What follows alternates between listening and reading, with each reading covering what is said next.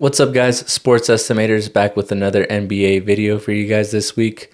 This week, we'll be giving you guys a couple player comps, comparing NBA players to some of the world's best soccer players. And today, we're going to do something a little bit different. We're going to be comparing two NBA players and picking one of them. It should be pretty tough because these guys we think are pretty similar. And we're going to wrap it up by talking about Austin Reaves, who's had an incredible start to the season. But let's go ahead and get started with the NBA comparison.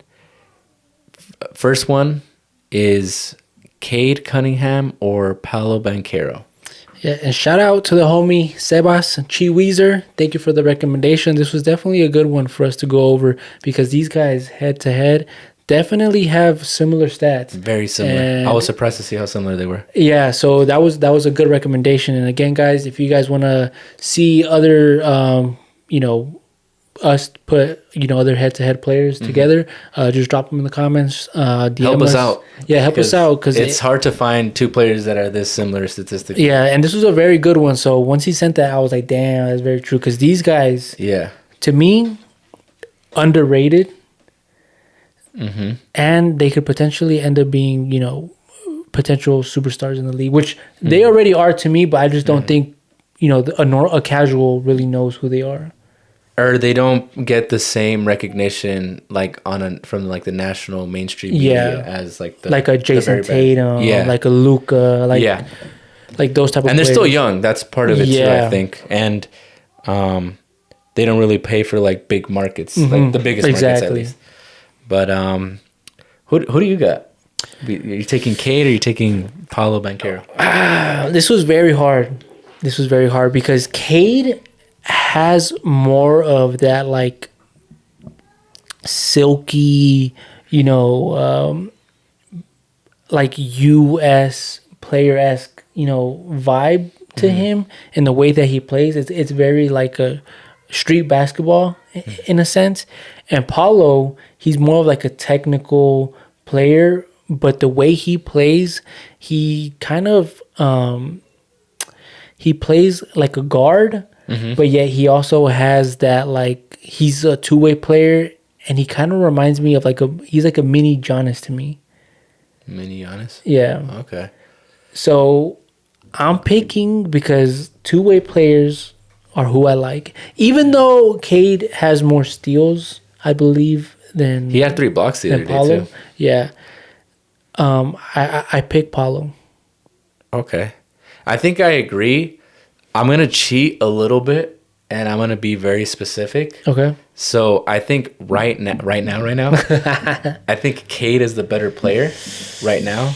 I think he's more skilled. He's more a polished player. And that has to do with him being a year older and having an extra year of experience in the league compared to Paolo Banchero.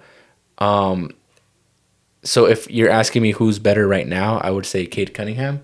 But I think going forward, I think Paolo has a higher ceiling because of his athleticism and his size. I kind of see it more. I see Paolo Banchero as more of like a KD. Like a guy that size, over 6'10", and that, likes to basically play like a guard. Yeah. Paolo Banchero is nowhere near as good a shooter as KD. Yeah. But he's actually, I would say he's a little bit more athletic than KD. He doesn't look 6'10" though, bro. Yeah. Just the way he moves. Yeah, like the he's way very he agile for his size. So I think definitely, like if I had to draft a player, I would draft Paolo Banchero for this. He has more of a potential. But I think Cade is more of almost like a James Harden style player where he's a combo guard. Yeah. He can really score, but he's also a great passer. Yeah. So, but to your point, those athletic two-way players that can score and have that size usually have a higher ceiling and end up being better players than the smaller guys that are super skilled, you know what I mean? But style-wise, I think I like Cade's style more. Like, I think he's more entertaining to watch, in my opinion. Definitely, yep. But, I think, I think Paolo Banchero might, in the future, I could see him win MVP. I could see both of these guys potentially winning MVP if I'm being very honest. And the reason why I don't think Cade gets talked enough is because the Detroit Pistons team that he was on, like a few years ago, was astronomically ass. I think did they only win like 2 games in the season, or like that losing season that they had? I don't think it was 2, but it was something horrible. It was like almost damn near like single digits. But Cade, I think if you were to put him in a big market, he'd definitely be, marketed a lot better. And I feel like Paolo being with Orlando, that Orlando team has a lot more talent than the Detroit team. But Paolo, you could already see him getting more of that marketability, which that seems to be kind of like a common theme for us to kind of talk about. And that's kind of a little bit what you need to win MVP and get like those accolades. To propel you to be like a superstar in the league. And not to go too crazy deep into the stats, but I just wanted to summarize it a little bit because we touched on it. We'll put up a graphic for the video, but both guys averaging for their career 22 points. Banchero with a slight edge at 22.4. Rebounds goes to Banchero 7.1 to Cade's 5.4, but Cade does have 7.4 assists to Paolo's 4.6. So one guy's 22, 5 and 7, and the other guy's 22, 7 and 4. And field goal percentage, they're actually identical, 44%. And Cade does have a slightly higher 3-point percentage, 33% to PB's 31. And Cunningham is a way better free throw shooter at 85% to PB's 73%. But their major stats, super similar. I was surprised when, shout out to, what was his name again? Sebas. Chiweezer. Shout out Sebas. This is a great comparison because he put us on to the fact that they're that similar statistically. So who are you going with? Who are you picking? Right now, I'm going with Cade Cunningham, but for the future, Paolo Banchero. Like if I have to draft, if you're drafting, you got to go. I think you have to go Banchero. But Cade Cunningham, I don't know, because usually when you draft a team, your starting player, you kind of look for guys that makes other people better, and I think Cade is better at that than Paolo. He's a better facilitator. He's more of a playmaker. Yeah. Paolo, like we said, I'm picking Paolo because he's a two-way player, and that's the type of player that I personally like. But stylistically, Cade has a better style of play because I do also like facilitators, which is why I like LaMelo Ball a lot. That's another one. Yeah. You know what would be a good one? Maybe like LaMelo Ball or Trae Young. Ooh. Maybe we'll do that next week. If not, let us know, guys. Yeah. All right. But that wraps up our NBA comparison for this week. Again, please do us a solid and throw us a bunch of suggestions, and we'd love to go over it with you guys and let us know who you guys got, Cade or Paolo Banchero. And now we get to do a different player comp. So this week, I'm going to be comparing Neymar to Kyrie Irving. Honestly, this is like the easiest comparison for me if we're talking NBA players to global soccer stars. They're both arguably the most skilled players ever. They both have outside shooting, insane dribblers, second to none, and they're both great finishers. They both played with the best player of their generation, arguably the best player ever. So Neymar played with Messi at Barca. Kyrie played with LeBron at Cleveland. Yep. And they both won the highest level of competition. So Messi and Neymar won a Champions League together. LeBron and Kyrie obviously won a ring together. And both Neymar and Kyrie left the best player ever to pursue their own aspirations as the best player. So Neymar left to PSG from Barca, and Kyrie left to Boston from Cleveland. And as skilled as these guys are, I think now that their careers are at the tail end, they're definitely past their prime, you can say that they underachieved a little bit. Because at one point in both of these guys' careers, you would have thought that they would have won the highest individual award. So I think a lot of people were expecting Kyrie to eventually become an MVP, and he didn't. I think a lot of people were expecting Neymar to win a Ballon d'Or, and he didn't. So in that sense, they did fall a little bit short of their expectations that their insane talent caused them to have. Yeah. And they also both played with, like how you said, LeBron and Kyrie was kind of around the same time that Neymar and Messi were playing together. Mm-hmm. And then they ended up playing again together at PSG. Mm-hmm. But it wasn't the same. And I wonder if that window has closed of ever seeing LeBron and Kyrie ever playing again together. I think so. Yeah, because I think this might. I mean, there's rumors this is like either LeBron's last year. It's like very close to retirement. Yeah. We'll see. But yeah, I think for me that's like the most evident comparison between two players. I thought they were both very, very similar. But definitely. Let us know what you guys think, or if you guys have your own one. Not one like the number.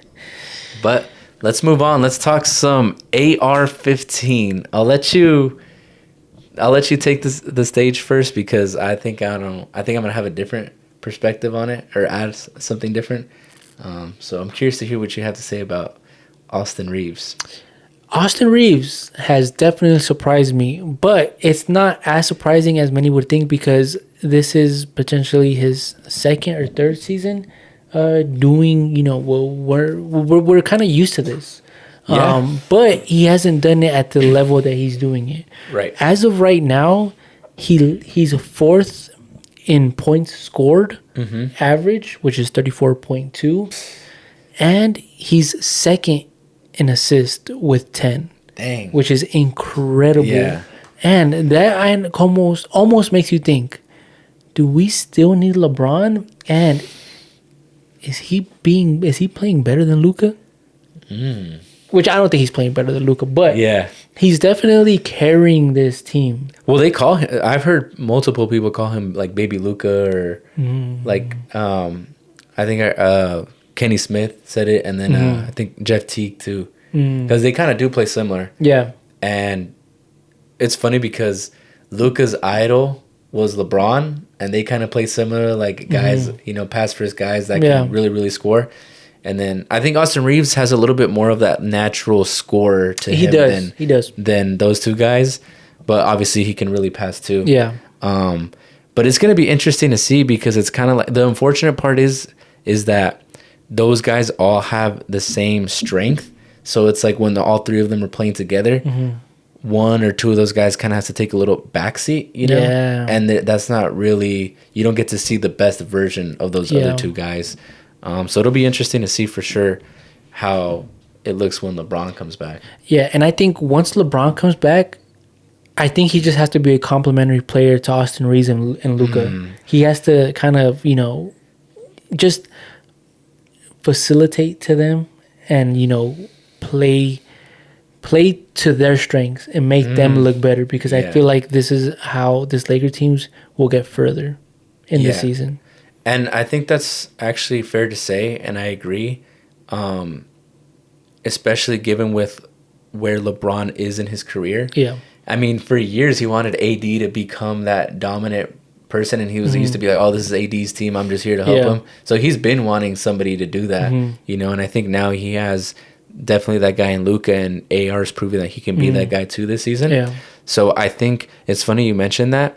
I would like to see him become more of a, I don't want to say like defensive stopper, but focus more on being a really good defensive player because that's what the Lakers are going to need. Yeah. Because now that he doesn't have to waste so much of his energy offensively, he can focus on the defensive side more. So it'd be interesting to see. And LeBron is still the most well-rounded player out of those guys because I think LeBron is the best off-ball player between those two because he's gonna play. He's gonna play power forward, and he would, because of his size and his athleticism, he could just kind of play closer to the basket and be able to be effective in other ways without the ball, and they can just find him, and he's gonna get easy buckets. If anything, play like almost kind of be like a Karl Malone, but like with more to his game. Crazy shout out, but. Yeah, but I just don't think LeBron's body would be able to keep up defensively if he were to be that, that main primary defender. Yeah, maybe not like the primary one, but like be a good defensive player. Yeah, because we've seen like throughout the years he doesn't really put much focus on that. Because he can't. He was having to carry those teams offensively, But now that he has more surrounding offensive talent, it's like it'll be interesting to see, because I think that's what the Lakers are missing. Is at the beginning of the season, I thought they were missing more shooting and defense, and now with the emergence of Austin Reaves, I'm predicting he's going to be an all-star this year. Oh, he's for sure right now. Right now, he's just. I know it's only been a couple games, but he's in MVP conversation right now. Austin Reaves. He is. So I definitely like him to make the All-Star game. But now it's kind of like, I think the shooting is better. Is there if Dalton Connect and Jake LaRavia, who had a crazy game, if those two guys can be, 37% or better 3-point shooters, I think the Lakers have a shot to like compete with the best in the West. But I still want to see more from them defensively. They did add Marcus Smart, who's older, but he's still considered a defender. Yeah. And they added Ayton, who isn't like known to be a defender, but just his size alone, should help with at least with last year. Yeah. And if they keep being this high scoring team, they don't need to be like a super good defensive team. They just have to be like middle of the pack. Yeah. One thing Chuizer also sent as a question: where do you think Austin Reaves signs? Yeah. After this, honestly, if he's playing like this, he's gonna get a max contract. Maybe you think it's with the Lakers? That's tough because I think it depends on if LeBron stays. And I'll say this, and I'll die on this hill: LeBron has done more damage than trying to help the Lakers. Since when? Because he's already delivered a ring. One ring in his almost 10 years at being with the Lakers. It hasn't been 10. It's been like, he got there, 2018? 17 or 18. Almost 10 years. 8 years. 7 years. 7 years. But, I mean, overall, he's already delivered a ring. So. But maybe. He did more damage to the team. Maybe within the last couple of years, maybe. But either way, I would blame it more so on AD not being able to stay consistent, and then them not having like enough complementary players. Because even though it feels like the Lakers haven't been a competitive team for years, they made it to the Western Conference Final in 2023. That wasn't that long ago. It feels like it has, but it's just the thing is they weren't that good that season. But then they made moves at the deadline to get D'Lo. I think they got Vanderbilt. So they picked up pieces, and then they went on a run and made it to the Western Conference Finals. And after that, they kind of didn't build off of that. Yeah. But yeah, one thing I want to add too, I have a nickname for this Lakers team. So they got Luka. They got AR-15. They got Dalton Connect. And now I'm excited about Jake LaRavia. So what do they all have in common? They're white chocolate? They're all white. So they're not the Showtime Lakers. They're the SNOWTIME Lakers. SNOWTIME? Yes, sir. SNOWTIME. They're about to come through. They're the Snow Bunnies. I'm telling you, if they can get consistent outside shooting from Dalton Connect and Jake LaRavia, the Lakers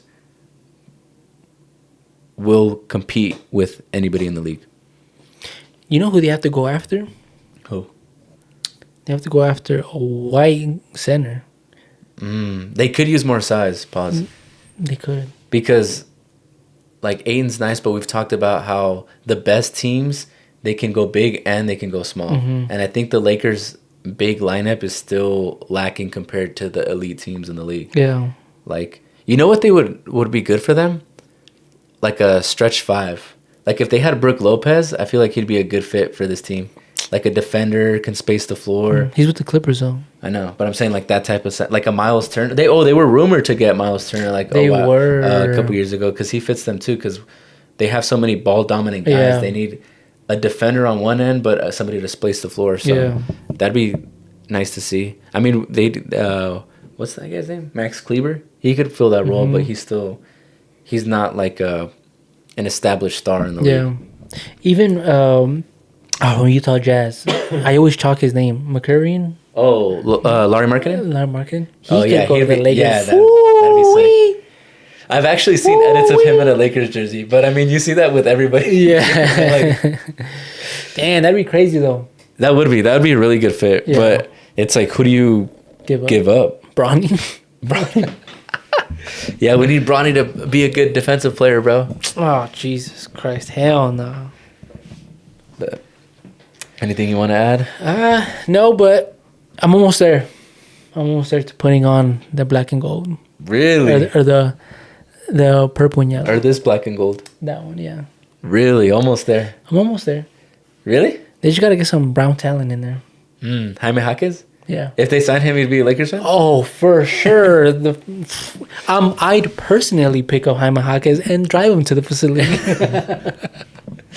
He's been playing well, too. He has been, bro. That's another good thing you brought him up because he's having himself a year. I think this is kind of early, but he could potentially be an all-star as well. That would depend on how high the Heat are in the standings. Because you know how the higher you are, the more people they pick from the team. Yeah. But he's playing exceptionally well. Way too early most improved player pick?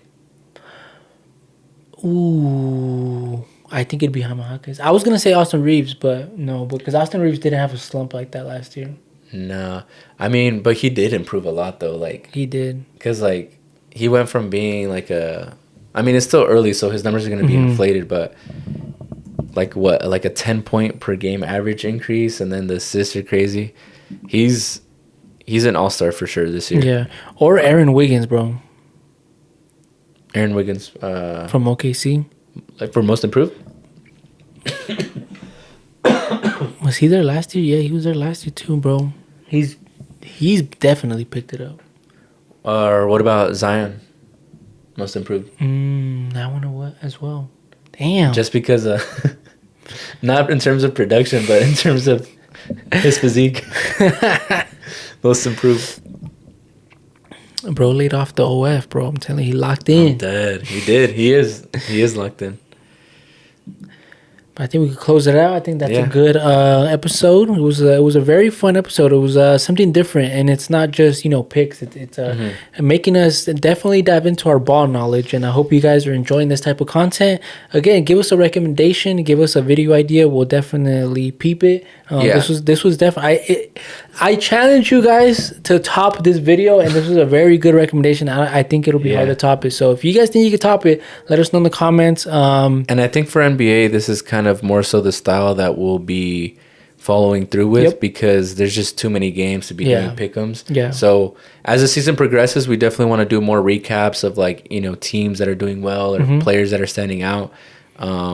It's still too early on, I think, even now to do that. But maybe next week we'll dive a bit deeper into like streaks of teams and other players that have stood out. Yeah. But this style of like player comparisons, I think for NBA especially is really very funny. Because like with NBA discourse, it's always like, oh, this guy or this guy, you know what I mean? But it's a lot of fun, honestly. Yeah. So yeah, keep sending us those. Thank you to Sebas again for that recommendation. That was definitely a good one. So keep hitting us up for those and let us know who you guys got. Let us know what you guys think about the SNOWTIME Lakers. And as always, thank you guys for watching. Please make sure to like, comment, and subscribe. It goes a long way. Thank you for those that already do that. And we'll see you guys next week with another NBA video. Yes, sir. Remember, don't quote us. Unless we're right. Peace.